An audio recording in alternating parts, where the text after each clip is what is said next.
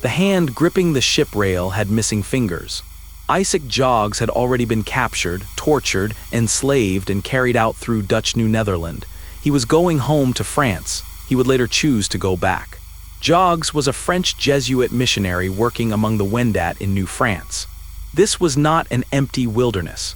It was a world of nations, alliances, trade, war, diplomacy, families, and rival claims pressing against one another.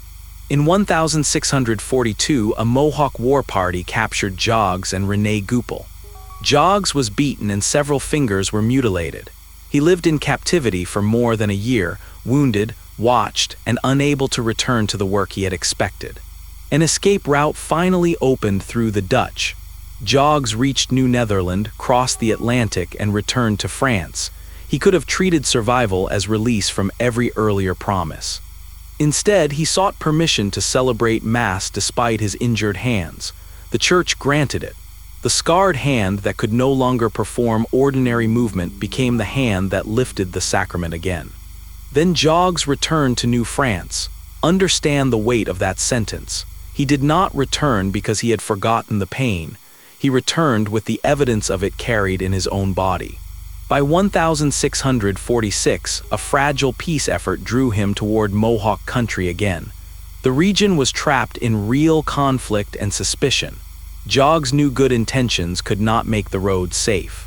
In a letter dated September 12th, he wrote that he expected to depart within days. He made no promise of victory.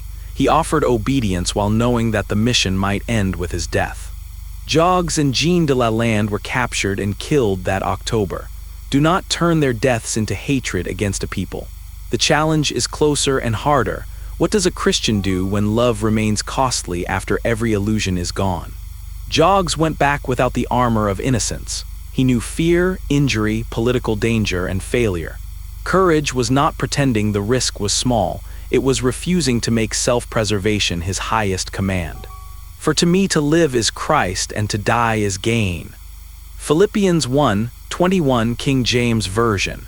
If you already know what obedience may cost, will the scar become your excuse or the proof that fear does not own you?